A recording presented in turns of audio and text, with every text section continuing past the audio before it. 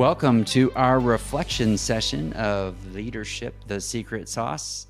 Today, we're going to actually reflect back on the first 12 episodes of the podcast, actually, just to reflect on the whole season, figuring out kind of what Dave and I learned, what our intention was. And we have asked our podcast editor, my daughter, Chloe Dodson, to actually join us to be sure that we are on track and that we're asking all the right questions. But so Chloe, we've given you a few questions to ask us. Why don't you go ahead and start off with the first one?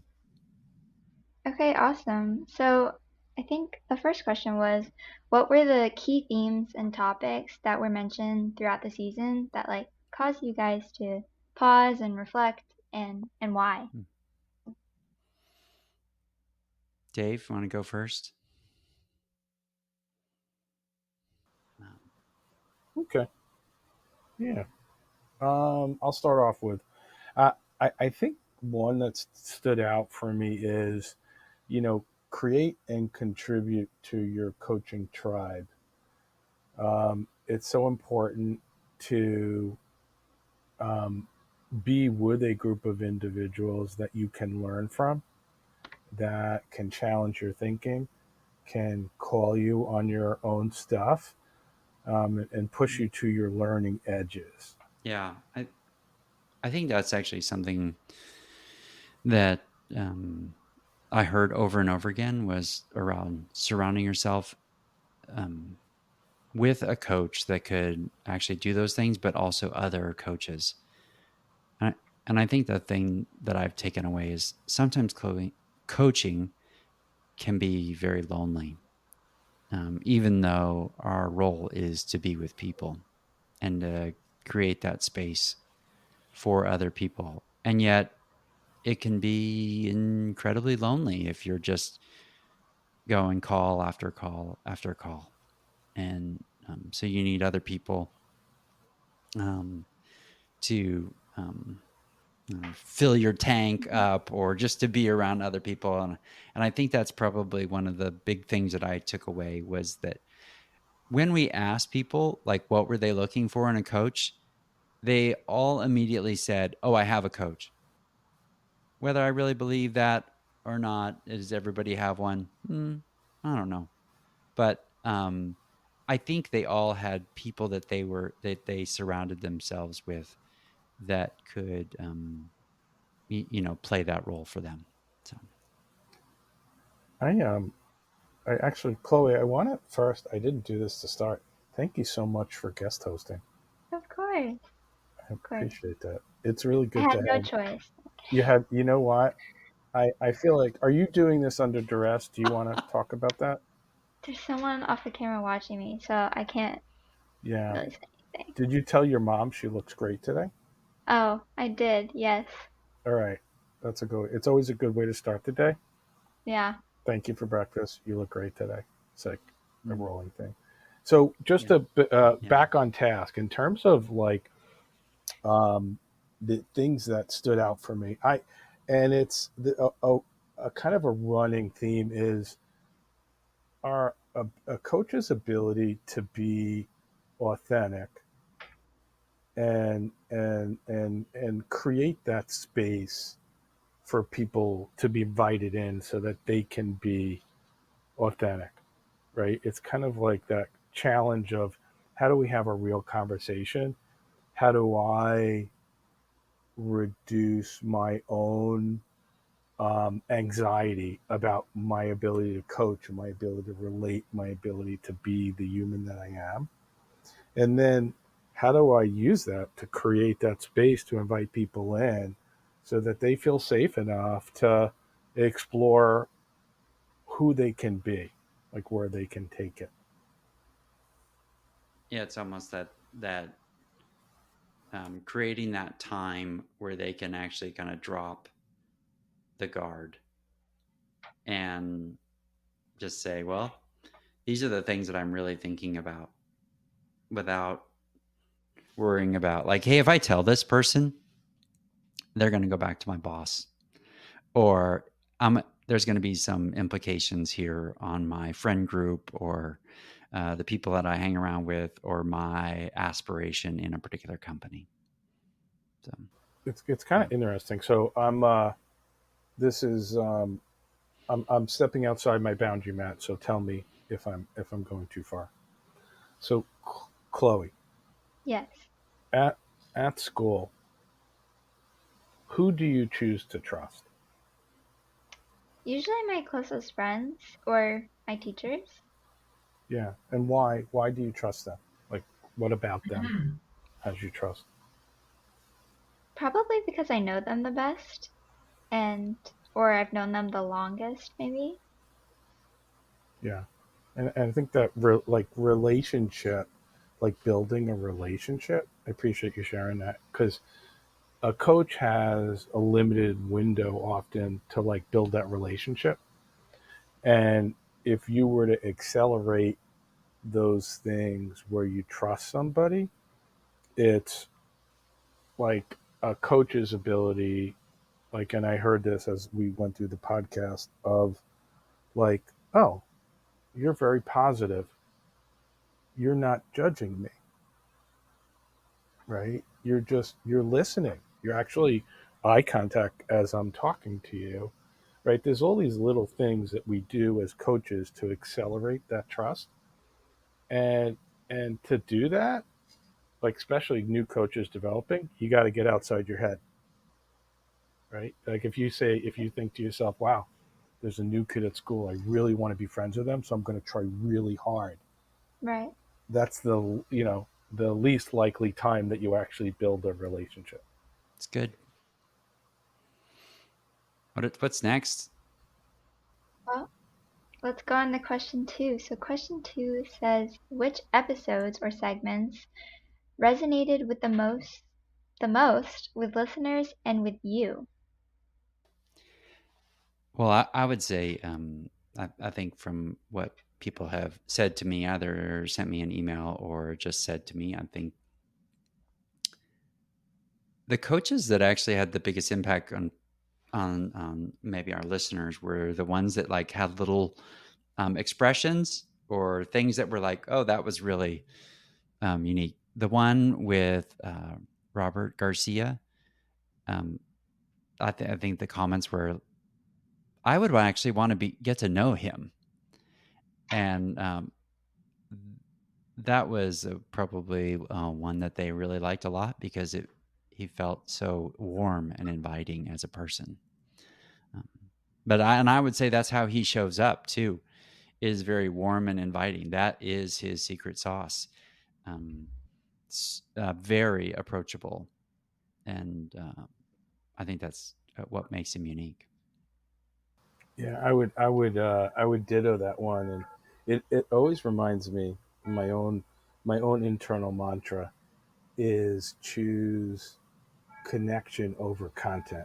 Like we often think like the people with the best content, they wrote a book on coaching, they must know something, they must be magical.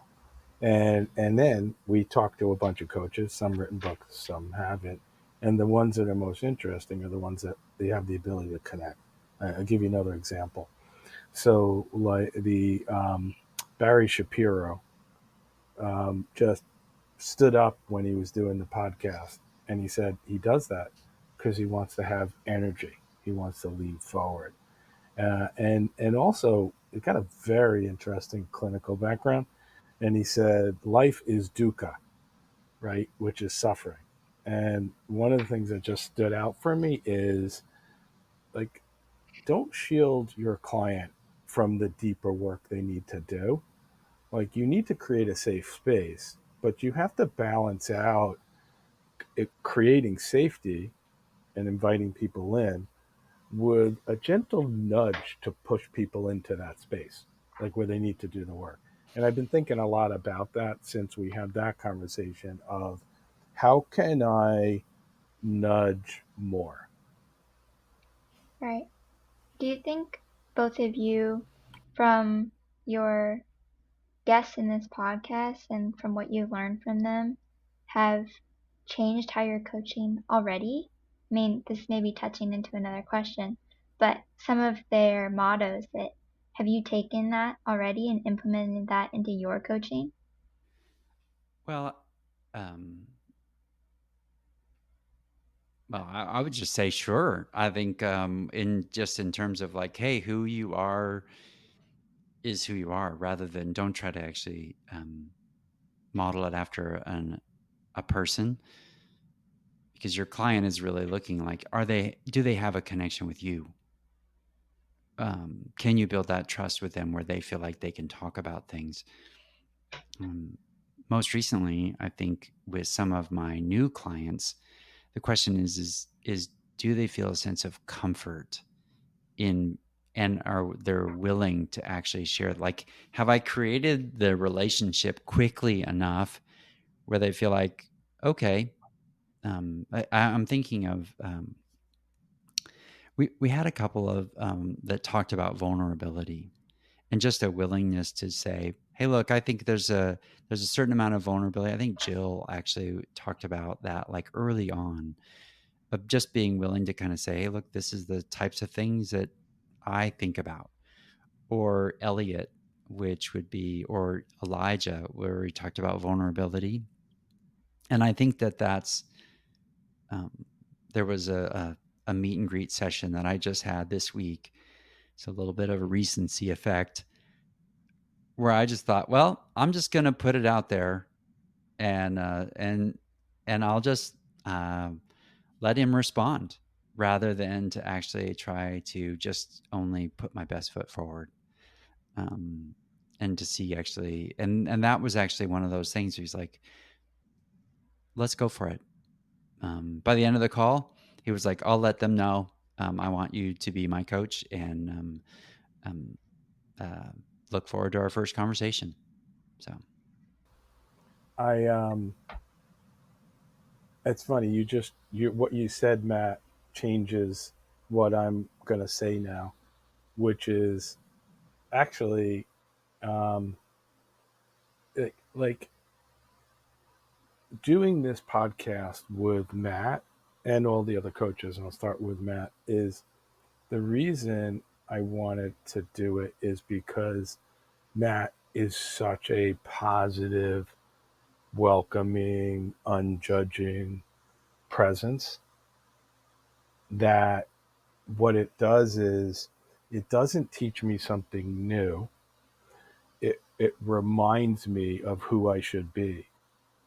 Like it makes me aspire to be a better coach, to be a better person. And I think to add to that, the coaches that came on have, the they all remind me to be a better coach, to be a better person. What I find like really enlightening and refreshing is each of their journeys to like get to that same place is unique, and it's and it and my reflection for that is everybody needs to go through that journey. Like you can't teach people how to go through the journey. You have to experience it as a coach, do that work yourself. And Matt was in my coaching class this week, and the class loved him. And I sat back and I was just listening to him share his story. And what it made me think is, I am my story is not enough to teach people to be better coaches. I need other people's stories. Like I can't like I for a lot of my work I just depend on myself. I'll just work more hours. I'll stay up late, right? And that's everything is like that's how I was raised, just work harder. And my learning is that if that's to teach coaching and to coach, that isn't necessarily the answer. you know what, Dave, thanks for that. Very honoring to hear that. And I would say that is actually what struck me in through all of these guests, is the stories that got them here. That to me is fascinating, and that's actually what I look forward to hearing next, is just to say, like, to the coaches, that's in essence what we're actually getting to, is like, when we ask when and how did they know it was their secret sauce, that's the history question. Like, how did you discover that? And I think, like, David Tinker, who actually came with a military background and knows just really a fascinating story about where he is at present. I don't know how old he is, maybe in his 60s, to actually say this is what he's doing, or to be able to be a part of a ballet class in his 60s. To me, that's fascinating. Just the courage to do something like that. So, yeah. Will you join a ballet class with me, Matt? I don't know that one. It depends I on where it is. I think Should Chloe, do it. Chloe, if your dad and I sign up for ballet, Yeah, will you and your mom join have a us? ballet workshop. Yes. Yeah, Oh, I would love to join. I was a dancer. I'd do it. But I'd just do it to see my dad dance because that'd be hilarious. You know what, Matt? I think you're being no invited thanks. into that space. So to not laugh at you, Chloe's saying Yeah, to laugh with you in your With tutu. you. Yeah. So I think part of like building on what Matt said and what Chloe said, there was a point at which each coach described that the space is outside of them, not inside them. Like there's this journey where we all start off in our head, and then we realize, like, to be a good coach you have to create this space. And I kept hearing like multiple people, Elliot, David Tinker, Kurt, right, like keep describing this space that they create outside of them to invite people in to like explore their own story and explore who they can be. And I was thinking about that last night, and I was and what it made me think is, at some point when you're developing to be a coach, you have to let go and surrender to this space that's outside of you. And then you have to keep doing the work to keep your focus, right? It's kind of the question we ask, like, all right, what is it time for now? How do you move your client from A to B to C?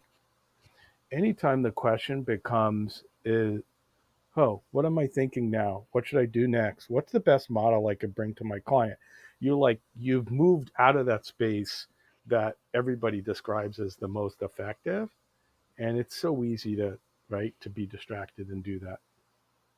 yeah. And you forgot them and want to sort of shoehorn them into a model to produce a result. It becomes very linear.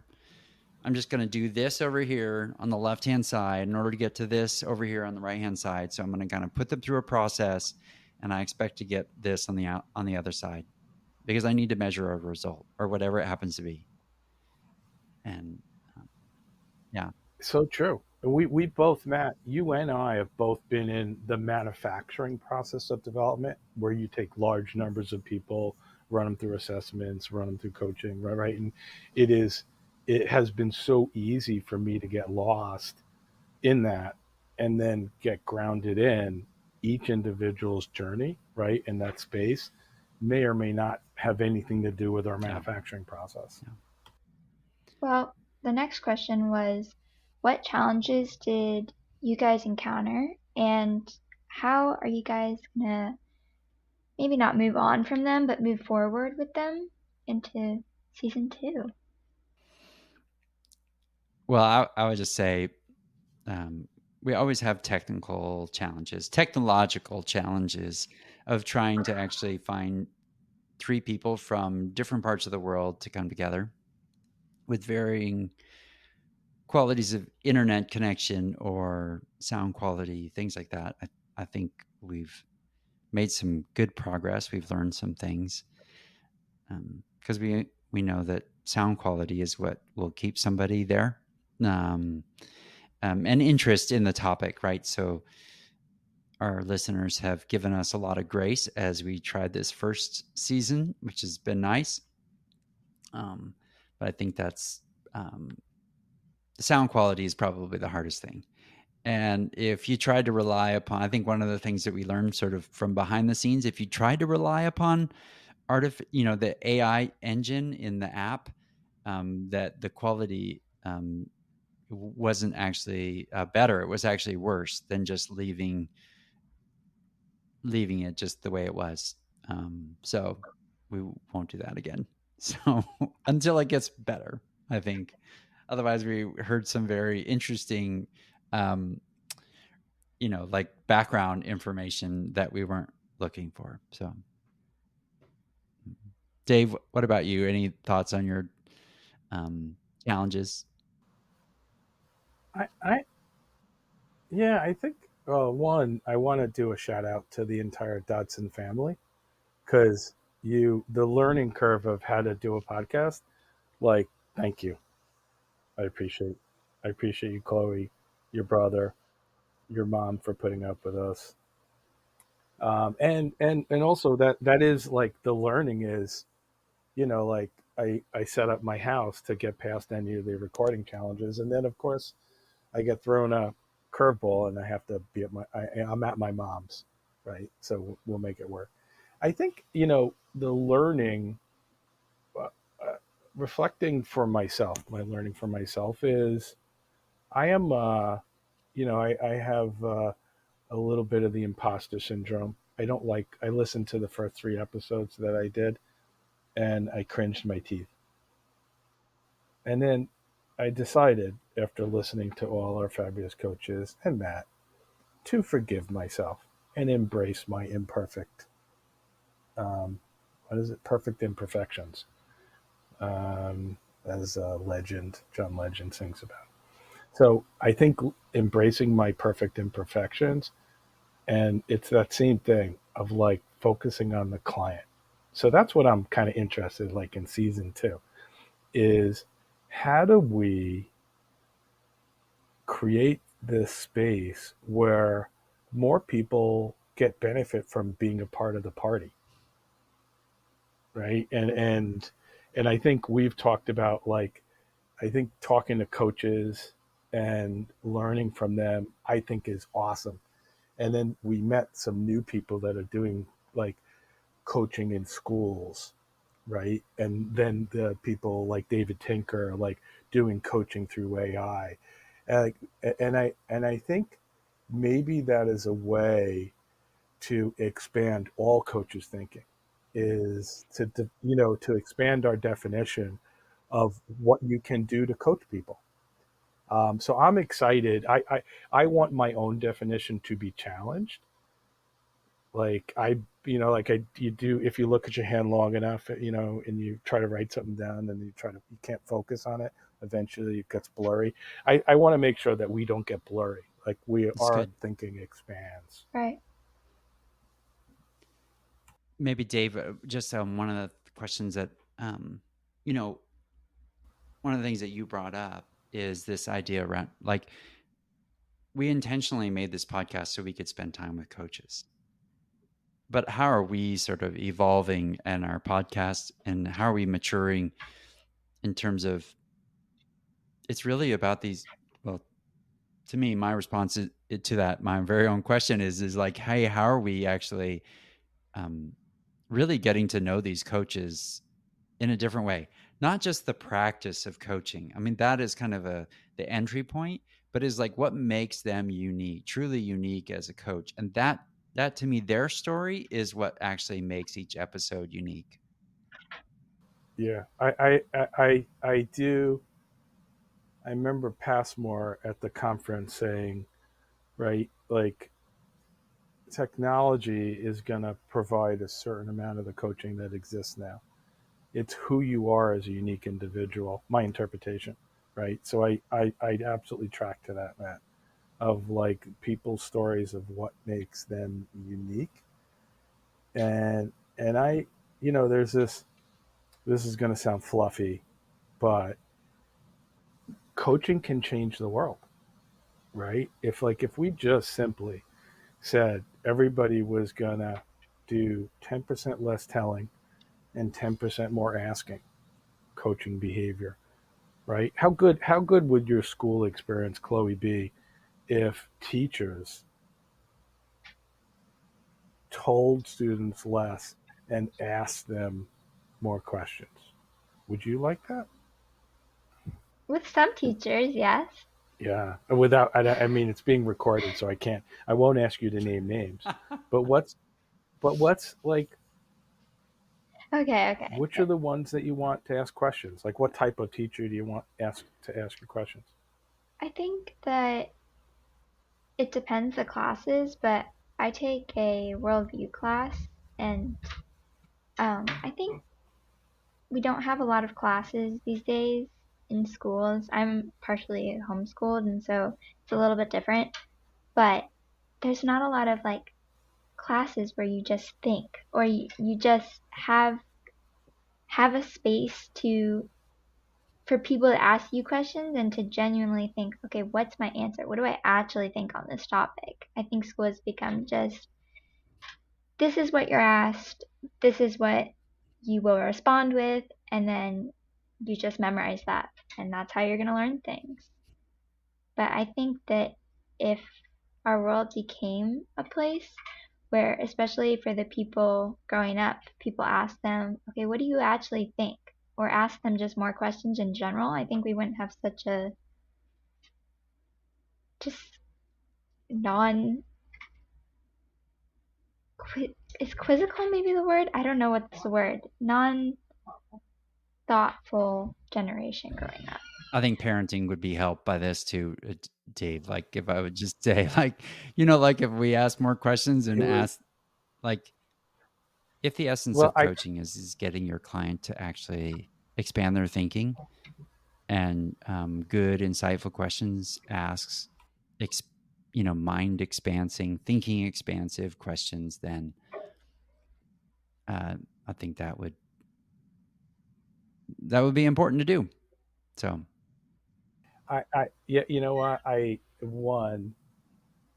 Chloe, you're very lucky to have Matt as a dad, and Matt, you're very lucky to have Chloe as a daughter because she's a genius, right? Because if you think about it, right, it is genuinely asking people what they think, but also believing that they actually care about what you hmm. think, right?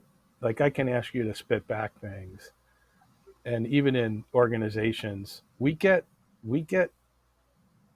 very automated very quickly, and people stop thinking and stop thinking that people care about what they're thinking, and that's part of what is like the antithesis to what a coaching culture is, right? And Matt and I did some work around this, and it'd be interesting to explore: is a good coach, a good culture, a good environment is one where we are asking people what they think, but that we actually care about what they think. And it's the root of challenges to engagement, to what the workplace is going to be in the future, to what schools should be. And I remember we learned one thing at the conference is high school students trust an AI bot more than they trust a school counselor. Yeah, That's I interesting. think I would have too in high school, because I didn't know what the consequences for asking some questions were. Right? It's the consequences or the repercussions for asking a stupid question. You'll judge me. Um, and I would say that, yeah, and I think that's probably also if I responded in some way in the corporate world that wasn't what they expected to hear. That's why I would go with a coaching bot. Dave, when you think back when we started this 5 months ago, how have you changed as a coach or as a person? Interesting. I have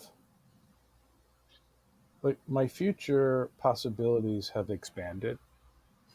I think I'm starting to be to believe that I'm less stuck where I am, and that's one. And then two is 10% more joy each day, each week. This brings me more joy doing it with people that I care about, people who care to listen to me. So more joy. How about you, Matt? Well, I think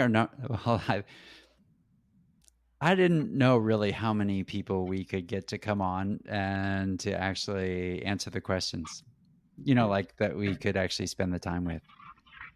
And I really do think the potential guests are just, it's possible to be limitless and each of them to be truly unique, because every one of the coaches has a unique story. That's the one way that I've changed. The other one is very similar to coachee. You just listen and hear what they have to say. You don't have to think or feel or act in the same way as them. You really are holding the space for them in this podcast for them to describe their own story. And I don't have to change it. I don't have to edit it or anything like that. I don't have an agenda with their with how they show up. I could just actually truly listen. And I think I'm even more positive that in a coaching relationship, it's very important that I am who I am, and that I don't have to play. There's no role of coach. My job is to be that coach for them and to hold the space for them, but I don't have to act like I'm something that I'm not. So a little bit of the imposter syndrome kind of goes away, and even the pressure to perform on a podcast. It's okay. It really is all right. And if it's not perfect and you may not like that episode, that's okay. I hope you try again to the next one to see if it's something that you like. Yeah, I think Woody said, rehearse, don't role play, right? So don't play the role of coach, rehearse the role. Really well said. Miss Chloe, do you have anything else for us? Any thoughts? What did you learn in listening to all the podcasts? I think, what did I learn? I learned how to edit well. That's one. I think I didn't maybe learn as much since I'm not a coach. Like, I didn't learn in a sense of something that I could apply to like a career that I have because I'm not a coach. But I think it's been interesting to hear everybody's stories, and you guys have brought that up. But coaching isn't something like kids hear about. Like, oh, you're gonna be a coach when you're older. Like, nobody thinks about that when they're young. Like, they're like, oh, I'm gonna be a nurse or I'm gonna be a lawyer. But then when you hear everybody's stories as they become a coach, it's interesting to see that everybody who is a coach is very passionate about what they do, even though it's not necessarily a well-known job. It's something that they all love to do, and I think it encourages people who maybe aren't coaches to find something that gives them the same passion that all the guests have for coaching. That's a great way to close out the reflection. Thanks, Chloe. We really appreciate all of your work. Dave, thank you for being my partner on the podcast, and for all of our guests that you took the time to spend with us. We hope that you continue to listen, and we're grateful for your time. Thank you. Until next time, well, looking forward to season 2.